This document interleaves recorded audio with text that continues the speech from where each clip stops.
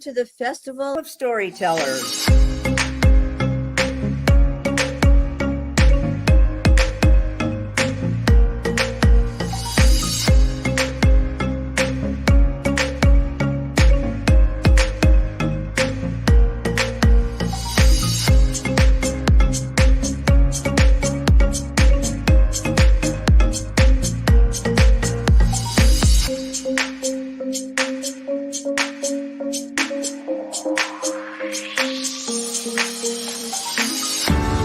I can't tell you how excited I am to be on right now. It's been a couple of weeks of excitement, getting prepared, and I've done a lot of things in my life, but this has got to be close to the top. Thank you, and Reader's Magnet, and thank you, John, for putting this forth and taking the chance on us authors in presenting this out to the world. I've enjoyed this immensely, Joanne. Ellie, so have I. Thank you for who you are, and thank you, Reader's Magnet. You all are beautiful, and you've worked so very hard, and we are blessed. We are. I thank everybody that's involved with this process, because we know writers need readers and writers need publishers. We thank Reader's Magnet and everybody that's involved. I love Reader's Magnet. They say, we share your stories with the world.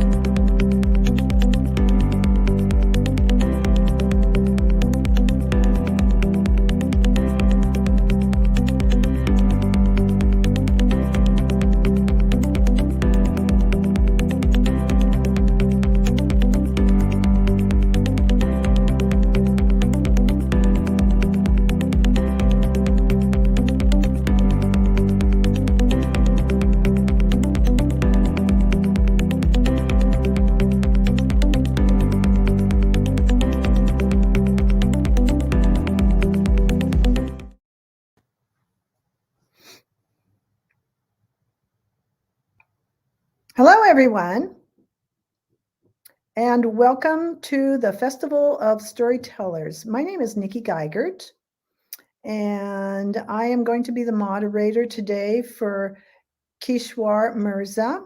And just to tell you a little bit about myself, I have written 7 books. I am, first of all, a photographer, and then I use my photography, my images in my books. And the first book I'd like to show you is called Family Trip to Magical Madagascar and Beyond.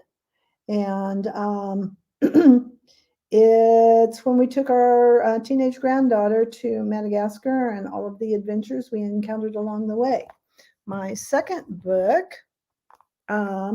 is called Who's Yawning Now? This is a children's book, and it's all about a whole variety of animals that I have photographed yawning. And then a third book, I'm only going to show you 3, A Girl's Greek Odyssey, and this is when we took our niece to Greece.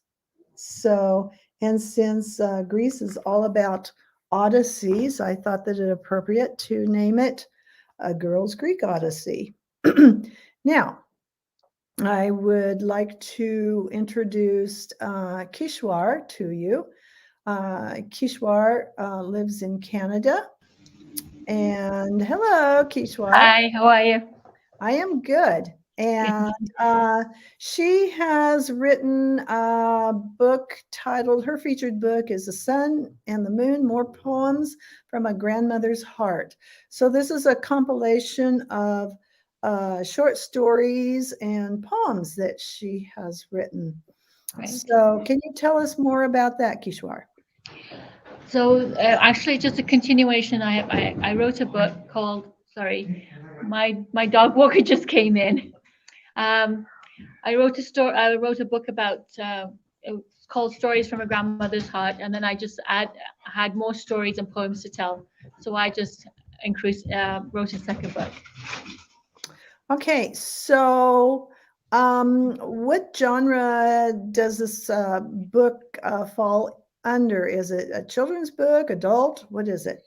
It's mostly a children's book, and it's more for children. I guess my granddaughter is about 6 years old, so it would be for, kindergarten children, more or less. I see. Yeah. And then just a little bit more about Kishwar. She has worked as both a teacher and a pediatric nurse. And so she has a great love for children, just as I do. And because I was a teacher before, that was a hat that I wore before the hat that I'm wearing now. So, yeah, what's it like working as a pediatric nurse, Kishwar? Actually, I love working with children. I mean, I do everything. Like I work with babies, and I worked with older children as well, because at the hospital that I work, we go up to the age of 16. Oh, right? So they start from babies all the way up to the age of 16. So we get a large group variation of children there. so then you have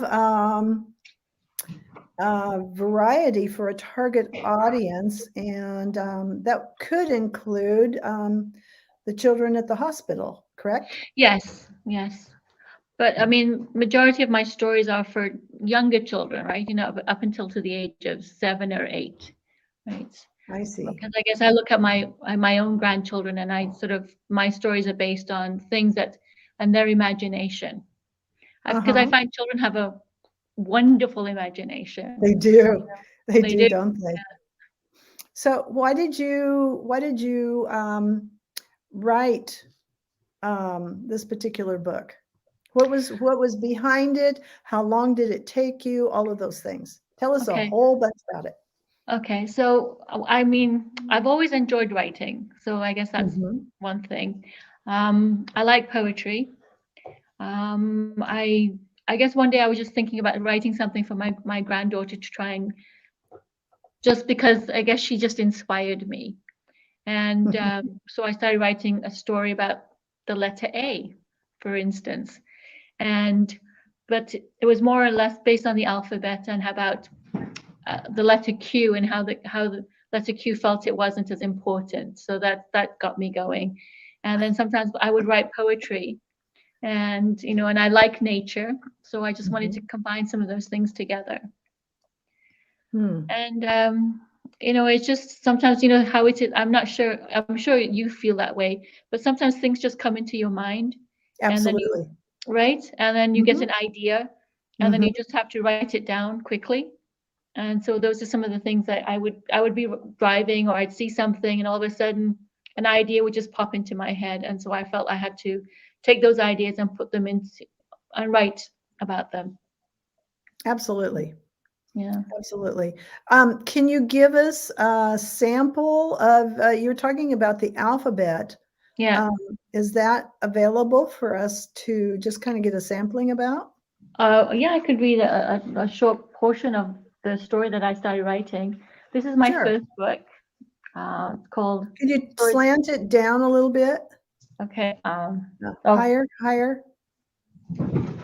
There we go. That's better. Okay. So this is I guess I wrote it. It's called The Story of the Letter O.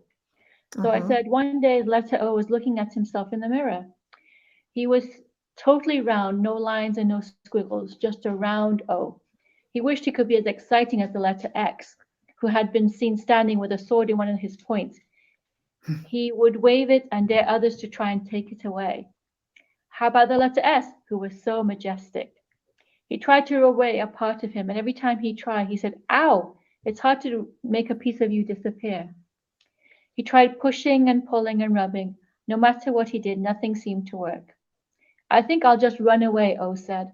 "I'm not as exciting as T or as smart as Y. The letter P can dance so well, and W is so pretty." So O took out his bag and put a few of his favorite toys inside. Then he started to walk down the street. He passed by M, who was trying to tie flowers to herself. She saw O and called out, "Where are you going with that bag of yours?" O did not want to answer. He just hung his head and kept on walking as if he didn't hear her. Thought M. Something is not right with this.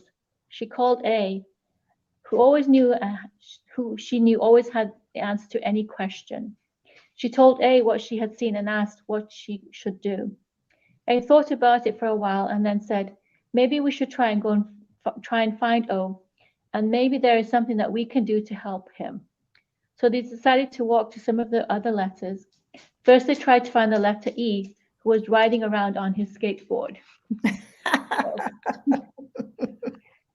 "Hey man, what can I do for you?" said E. They told him what they had seen and asked him what he thought they could do to help their friend. "Maybe we should try to talk to O and ask what's going on with him," E replied. "And maybe F, who knows a lot about feelings, could help." "Wow, what a great idea," said M and A. "Where can we find F?" Just as the friends were thinking about this, B showed up and started talking. And once B starts talking, there's nothing to stop her. "Sorry, B," said M, "but we have to run. Talk to you later." And away they went. B turned her eyes and saw E. "Gotta run," he said. "Later, dude." The friends went to find F. They were sure they would have the answers. Meanwhile, O walked to the end of the street and looked around. The street was quiet and he was all by himself. He could hear laughter coming from one of the houses. The TV was on and the letter L and R were sitting at a table talking. Poor O. He thought no one would miss him. Tears started to roll down his face, but he just hoisted his sack and moved on. He didn't know that his friends were not far behind him. They wanted to make sure that he didn't leave the village. It was their home, and they were scared and worried for him. A went to look for F while M went after O. M called to O, telling, "Wait, don't go. We want to talk to you." "Where are you going? Why are you leaving?" O said, "Nobody will miss me. I'm just so ordinary." Then M and O were joined by A and F. F asked O why he felt that way. Didn't he know that he would be missed? O was puzzled by what he said. "Missed me?" F replied, "Yes, look at the words that have O in them. What happens if I climb a tree? I'm stuck and I cannot." So without an O, there's nothing. You don't have a proper word. There's letters missing. We would be missing words such as S, nothing, UND, and T and R, nothing, UND. See what I mean? I can be me, but there are no others like you. We all are important. There are 26 of us, and we try to be there. Listening to F made O feel better, and he knew that he would be needed just as much as the next letter. "Let's go home," he said. He smiled and turned around and walked back with his friends. And then the four got together. They made the word foam, F-O-A-M. Bubbles flew all around them. So remember the story of the letter O. We are all important. We all matter. How cute is that? Very, very cute. I love it. Yeah. Thank you. So do you have a story for each letter? I didn't. I just wrote the story about the letter O because that came to me, and I just started writing about it. I wrote other stories and I wrote other poetry. A lot of my poetry is about nature because I think nature is very important, Absolutely. Yeah, and with all the changing climate, we really need to be paying more attention to it. And I find that children are much more aware of it than adults are. So I think, if anything, children can teach us. That's a good thought. So while you were writing your book, what was the impact that it might have had, not only for you, but for your granddaughter and the rest of your family? So when I was writing it, I would read some of the stories to my granddaughter. And she gets very excited, and I, in some ways too, I guess as a grandparent, you can act silly too, right? So when you're writing poetry or writing any kind of stories, you get to pretend, and so we did a lot of that. So, and I mean, every time when they come to me or they're here, they always ask me to make up stories for them. So, and I guess I like that very much. Yeah. So you keep talking about your granddaughter. What about your other grandchildren? So my grandson, well, my older granddaughter is 5. Then I have a granddaughter that's 3. That's and then my grandson is 4, and he lives in Toronto. Then we have one who's not quite 2; he's about 15 months old. So, you know, and unfortunately, because of what's been happening with the restrictions for travel here in Canada with COVID and stuff, I haven't really had an opportunity to travel as much because my 2 granddaughters live here in Winnipeg, but my 2 grandsons live in Toronto. So we've just recently started traveling, and I did write some poetry for them too. That's good. So tell me about the title of your book. Did this just instantly pop into your mind? Did you have to work on it? For example, for me, the title is the last thing that I consider when I'm putting a book together. So what's your process? So I guess I was just trying to think about, I mean, this book was, you know, I tried to think about what was inspired me, and that was the inspiration for me was being a grandmother and having grandchildren. So that's why some of the story, that's why I call it the stories and poems from a grandmother's heart, because it was the, you know, very special. Yeah. So. Yeah. So is that the original title, or have you kind of played with different titles? I think I looked at different titles, but then this was the one that sort of struck to me the most. You know how you think about things, and then you try and come up with an idea that sort of reflects you as an individual. Right. Yeah. Right. Okay. For those that may be just joining us, welcome to the Festival of Storytellers. And thank you to Reader's Magnet for putting this on for us. Very much. Thank you, Reader's Magnet. And their staff. I know their staff has been going crazy during this time, not only doing their regular duties, but all of the things associated with putting together this festival too. And then audience. We have a chat box that you can ask questions to Kishwar. So go ahead and start typing in your questions, and we will get to them probably in the next 15 minutes. Okay. And then moving on to the next question for Kishwar. How does your granddaughter feel after you read the book to her? And what is it that you want your readers to really feel after you read the book? What emotions seem to kind of pop up? So my granddaughter, when she's here, she always asks me to make up stories for her, and so that's what I do. And then every time, then she says, "Oh, Grandma, tell me another story." For me, I think I just want people to be happy. I think happiness is very important. I think, and it's also, how can I say it? If you're happy, then you pass it on to another person. Right? I mean, it's sorry. It's contagious. Contagious, exactly. Happiness is contagious, and often they'll say, people, if you're a happy person, then you attract people who might not be so happy, but then you're there's something about you, right? Right, right. So You're okay to be around. yes, exactly. Yeah, I think happiness is important. I mean, there's so much happening that I think, you know, you have to be able to look at the world in a broader way, and not to say I'm putting on rose-colored glasses, right? But Uh-huh. you know, appreciate the things that you have and enjoy it for what you can. Mhm. Here right now we have lots of snow, so we're Oh, trying to my enjoy. goodness. Yeah, well, so it is almost the end of November, so we were kind of very lucky that we didn't get anything until quite recently. So we just that's just the way it is. Huh.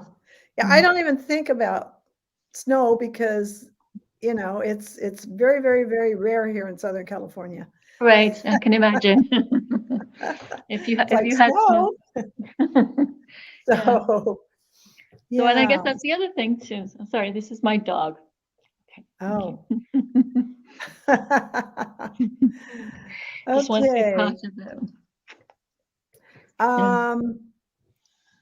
So can you tell us about the first time that you thought about writing a book, and how did that translate? How was that process? Did you jot down notes? Did you how did all of that come together, and how long was that process from Okay. start when you first started the book to when you actually got it printed? So it took about a couple of years. Mhm. So I mean, so I would be, you know, writing. So anything that came to me. So I would, sorry, okay. She knows. So when I was writing, I would I write stories, I'd write poetry, and I've shown it to people, Mhm. and they would say to me that they really liked it and they felt that I should actually, you know, publish it. Yeah. So I thought, well, okay, well, maybe, you know, who knows? So sorry, I'm just going to use a tissue. So I put them together, and then I just wanted to see where it went. So is your book organized as far as a section for poetry, then a section for short stories, or is it intermixed? It's intermixed. So there's some stories and then some poetry and some stories. Can you Yeah. read us one of your poems? Sure, actually, I'll Okay. one of my poems. Okay.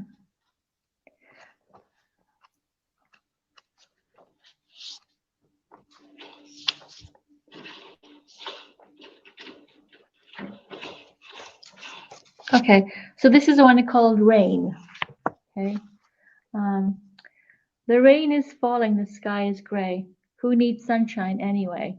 I do, said the ladybird as they watched from close by. I do, said the robin way up in the sky. We do, said the flowers trying to lift their bowed heads. I do, said the snail from his leafy bed. Hearing this, the sun tried to shine. It tried to put the clouds behind. The sky turned a hazy blue.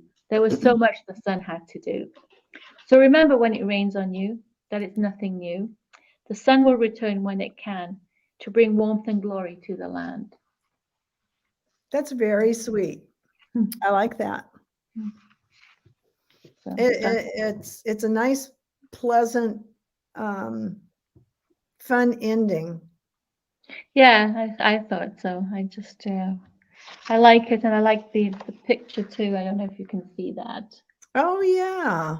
Mhm. So did you have a special person illustrate your book? I did, yeah. I worked with somebody to get it done. I'm going to read you actually. This is, if I can see it.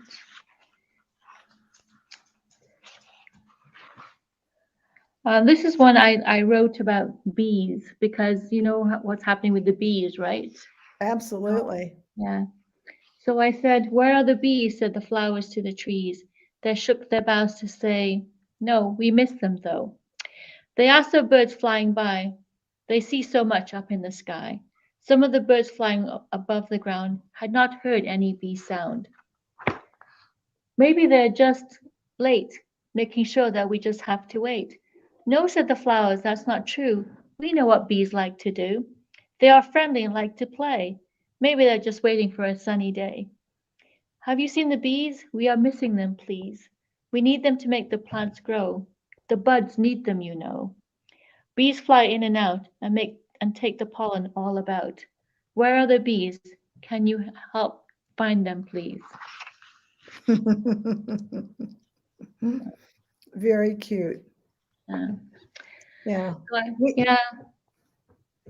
We have hummingbird feeders. And we have probably about 10 little hummingbirds with 3 feeders. And so it's interesting to see the bees, the honeybees, get into a bit of a tiff with the hummingbirds because the hummingbirds won't eat bees. Right. But their hummingbirds are very, very territorial. And so they don't want the bees around. So they're trying to get the bees to go somewhere else. And of course, the bees, you know, when they see the sugar water and they want it too. So, and when the little hummingbirds dribble, you know, the sugar water off their little beaks. And that's what the honeybees go for. So those are some of the things that I've tried to capture photographically. And then we have the hummingbird wars. So because those little hummingbirds are very territorial. They don't want anybody else around.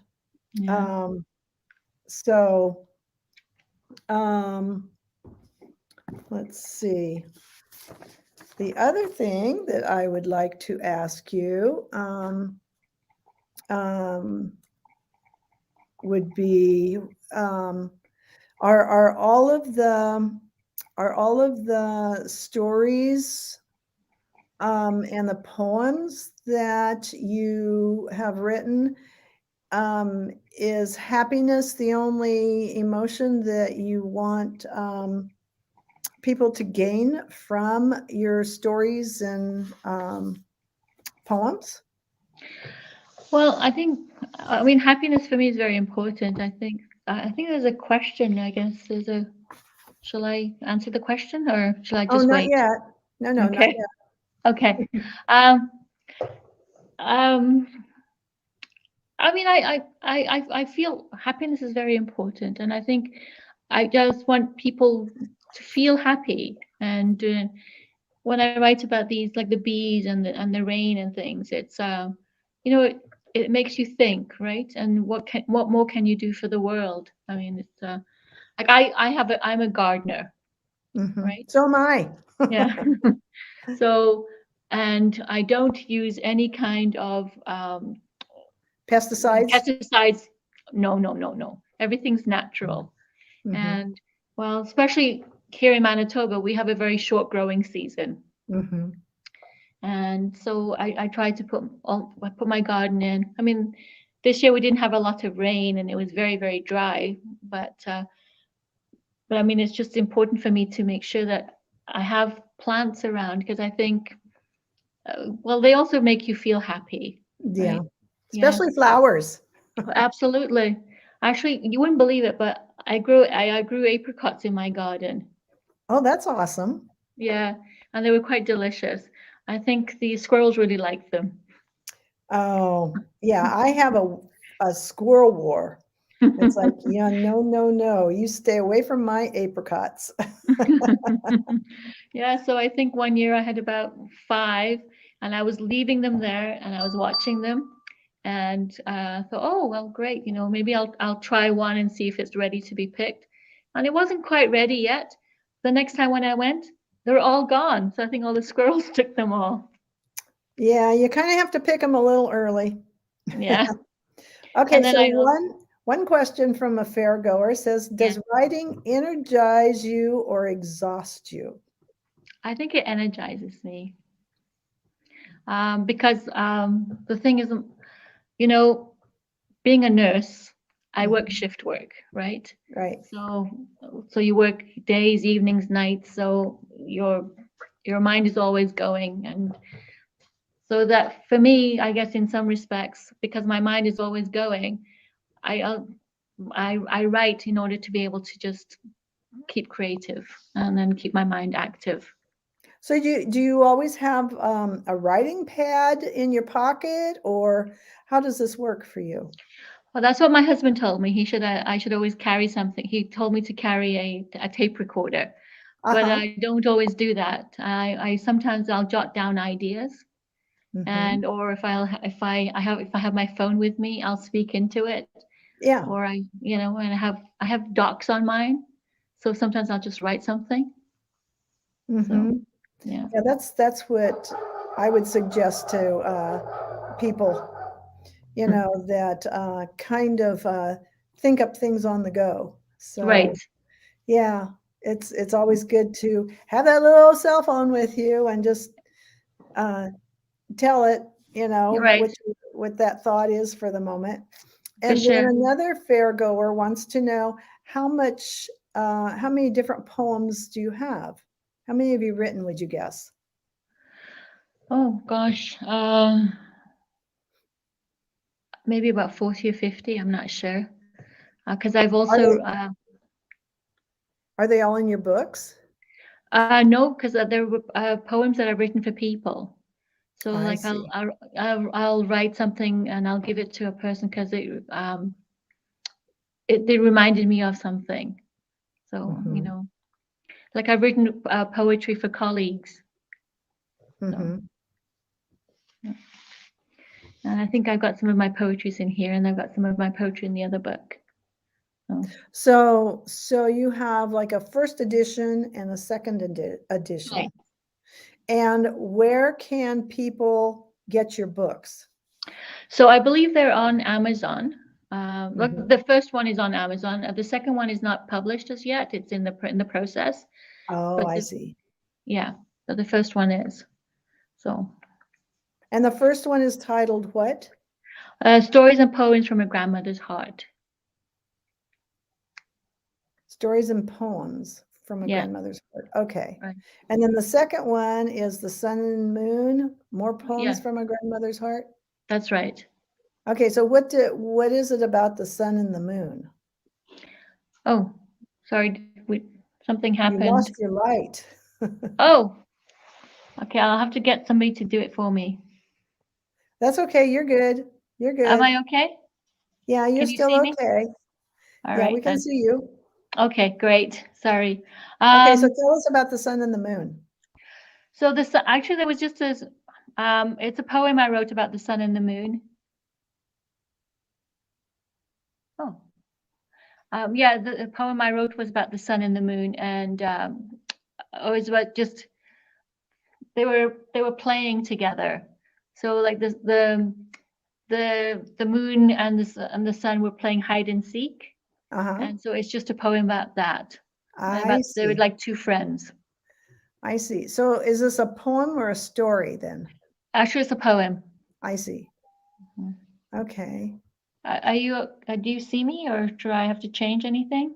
No, we can see you. You're good, Kishwar. You're just a little darker version of you.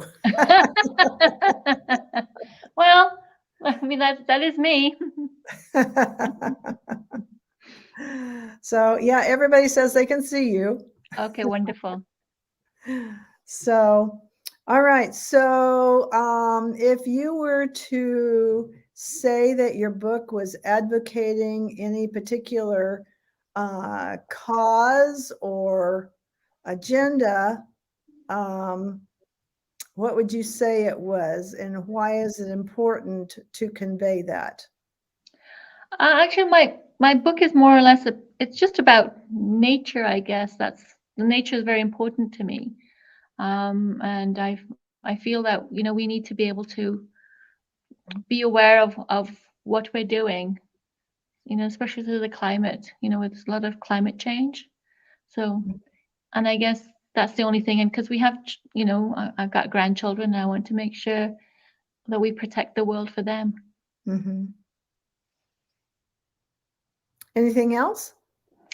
And the only other thing is that what I do is that, there's some of the sales of my books, like the money that is raised, I donate it to Children's Hospital, to the Children's Hospital Foundation. So, as far as this pandemic, in what ways, a fairgoer wants to know, in what ways has it affected you and your family? Okay, so there was a period of time when you couldn't even visit your family, right? If you didn't live in the same household, you could only see them from the outside. So that was a really stressful period of time, because I couldn't see my grandchildren. I could only see them from a very distance. But anyway, because I'm a healthcare worker, I got immunized. And then also the other issue for us is that, limited visitors coming to hospital, having to wear a face mask, which is fine. But I find that, like, I wear a face mask 24 hours of the day sometimes, just at work, and I get very hot. So yes, yeah, but things have changed a bit slightly. So at least I can see my grandkids. But there was a period of time, like I said, I wasn't able to see them. They weren't able to come to my house, and and the restaurants were closed down and things like that. So it was a bit of a it was a hard period for a while. Okay, and another question from a fairgoer. What can you tell us about an early experience where you learned that language had power? Your words had power. Language has. Oh, well, I guess, yes, words have power. I guess it's how you used your words. I mean, especially because I work with children, and I work with, a variety of people from different sectors of life. So sometimes people don't always understand what you're saying. And I guess what you have to do is you have to make sure that you use the words in a respectful manner. Like, I'm not trying to cause problems for people. And I've had issues sometimes where I've had people come in and then they feel that you're not being respectful for them. But I always try and tell people I'm here to help you and to listen to what you have to say. And it's really important for me that people realize that. So how old were you? Did you recognize those kinds of things as a child or as an adult? I think I recognized it more as a child because I have 4 brothers, so I have no sisters, right? So, and I was the oldest, and I was quite responsible for my brothers, and so I had to make sure that my brothers understood what I was trying to say because they were younger than me. You threatened them. You threatened them with their very lives if they didn't listen. Well, because sometimes even now they said to me, "Well, you're not our mother," and I said, "Well, I feel like I'm their mother."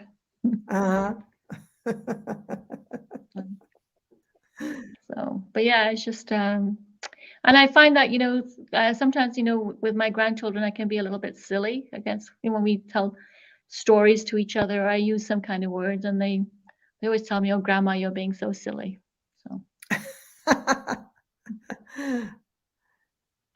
Yeah, I often wonder what the word silly means to a child. That's true. I don't know, but I mean, they just, I think they know that being playful. Okay, so here's another question. What part of the book was the most fun to write? Do you prefer writing poetry versus short stories, or what was your favorite thing to write? My favorite thing to write, I guess it just sort of sometimes it just depends. I mean, I do like poetry a lot, And sometimes ideas will just pop into my head, and I would just start writing. And then, I mean, I think I'm more inclined towards poetry than to short stories. Mm-hmm. So when you're dealing with your stanzas and phrases and things like that, do you make every other sentence rhyme or every sentence rhyme? What's your style? I think I try to make every other sentence rhyme. It depends. Like, it actually, I guess it depends on the idea that I have at that point in time. I see. Yeah. Okay, and then another fairgoer wants to know if you think someone could be a writer if they don't feel emotions strongly. Don't feel emotions strongly. I don't. I think I guess it depends on the individual. I don't know whether. I mean, emotions have an important part, but I don't think you. Did it just go off? We hear you. Oh, sorry. You see me? Yeah, but you're not moving. You're frozen. Okay. Okay. Continue. You can hear me. I'm glad you can hear Oh, yes. me. Okay. I think emotions are important, but I also feel that maybe there are some people who could be a writer. I'm not. That's a difficult question for me to answer. Actually, I'm not. I mean, I think everybody feels. Oh, yeah. Well, my impression is that when people have been traumatized as a child, or they've had some traumatic event in their life, they tend to shut their emotions down so that they basically won't come unraveled, so to speak. And for me personally, I grew up in a very abusive household. Oh, okay. And but I've the thing is that I always tell people that if you have gone through horrible things, you reinvent yourself. You be who you want to be and not what someone else wants you to be. For sure. And you just reinvent yourself, but you can be a happy self and be happy with yourself in your new self, if that makes any sense. I think you have to be true to who you are. I think that's the most important thing. I mean, it's because if you're not happy with who you are, you shouldn't be trying to make other people. How is it? I mean, you can only be yourself, right? I mean, that's the only person that we have is ourselves anyway. Or you can, like I said, you reinvent who you think you want to be. So yeah, for sure. It's like when I was teaching, for example, tweens, preteens put on different personalities.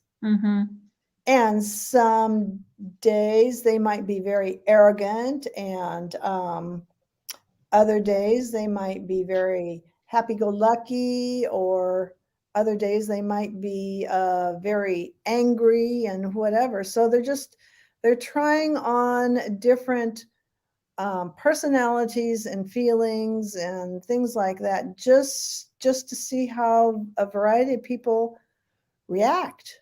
Right. And then they can figure out who they really are. And for me, I didn't have that opportunity to really figure out who I was as an individual until I went away to college. I escaped. College was my escape. Right. So for the person that asked that question, only you can change yourself. I would say. Right. And you can become a very deep feeling, emotional person, or just whatever you choose. Another fairgoer wants to know, how do you balance making demands on the reader with taking care of the reader? Making demands on the reader by taking care of the reader. Yeah, I'm not sure I understand that one. Okay. I don't know that a writer would be making any demands on a reader. I don't believe so. I think, I mean, the only, if there's any demand, it would just be that you read the book and you enjoy it. Exactly. So, another question is, apart from being a teacher and working as a pediatric nurse, how far back did you start wanting to be a writer as well? And have you always wanted to eventually become a writer? I've always actually, I've always enjoyed writing. And I know one of the, like, growing up in England, again, that's where I'm from. When I was going to school there, I had to write an essay for history. And actually my teacher, was my history teacher, really liked what I had written. So, and she read it to the whole class. So I guess maybe I might have had some inkling at that point in time, but you never know though, right? No, and you just kind of carry on doing whatever you're doing. And for me, I loved English. And I loved English composition. And so anytime I had a chance to write when I was in high school, it was fun. It was a great thing. Right. Well, I mean, I love history. That was one of the things for me. And I read a lot of historical novels, and that was always very important. And I think, so I guess my love of reading, and then sort of just led to writing. Yeah, it's kind of the way it is, or was, with me. And then of course in college, my minor was English, so gave me a whole lot more opportunity to write. Right. Yeah, no, I mean, it's just, it's always interesting about how, we approach different subjects, like in school. Absolutely. Yeah. But, So, I mean, is there anything else that you would like to add, Kishwar? No, I want to thank people for joining and listening to me rant and rave. I guess I'm hopefully not raving, but talking. No, you're not. And yeah, I just I just read my stories. I do like writing poetry. I enjoy it. It's also like I mean, the creative process, I think. Excuse me, that was my dog and cat. The creative process keeps me going. Yeah, absolutely. Yeah, and especially because I find with the work that I do and working with pediatrics and some of the things that I see, it's always good to be able to come home and write something down, because as in nursing, you see good things and you see bad things, and it's always good to be able to write something to make it more positive. Right. Okay, so what's your next project? My next project is going to be making shortbread for Christmas. No, I meant book-wise. Oh, book-wise. I don't know. I'm not sure. I guess we'll see what happens with the second book, and then maybe if something else comes along, if more ideas strike me, then I will write something else. Okay, that sounds good. Yeah, for me, my next book is about penguins. So I have photographed penguins from all over the world, and when people think of penguins, they think basically of, oh, So you've been to Antarctica. Well, yes, and there's a whole variety of penguins that Mhm. live in Antarctica, the Gentooth, the ringnecks, Mhm. the emperor penguins, all those different varieties, but we also Absolutely. have the penguins from New Zealand and from Mhm. the Galapagos and Right. um, South Africa.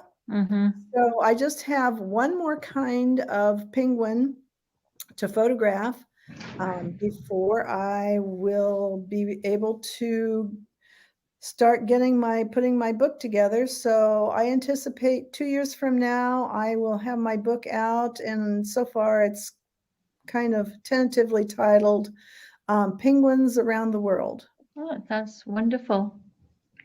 I was just So, telling my husband about an idea that I had that just came to me today. It was about Santa Claus, and yeah, yeah, it sounds like a Christmas story in the happening.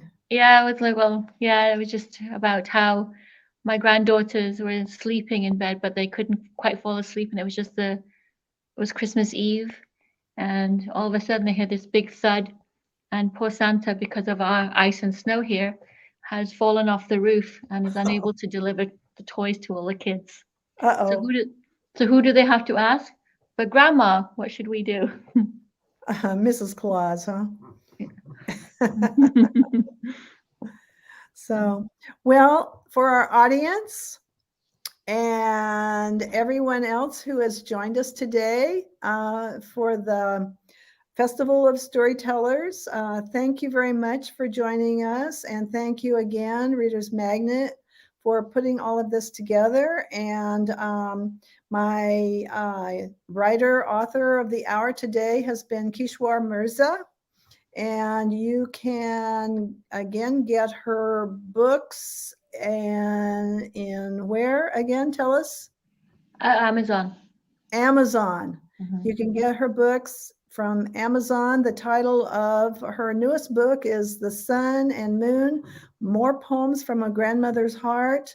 And the original title that you would see on Amazon right now is called Stories and Poems from a Grandmother's Heart. Okay, Stories and Poems from a Grandmother's Heart. So, and guess what? Christmas is coming up, and books are a great, great thing to give children and grandchildren. So, get all of those kids reading, and especially since we've had some weird kinds of things going on for lack of classrooms and such like that. So, it's a great opportunity to take to read to those children that don't read yet and to give kids books that are reading now. So we want to thank you for allowing us to join us today, and take care, and have a great Thanksgiving and Christmas. And if you don't celebrate either one of those, have a great time anyway with your family. Thank you very much. Appreciate that. The same to And you. thank you. And thank you for joining us today. Okay. Take care. Bye. Okay, bye, Bye-bye. y'all.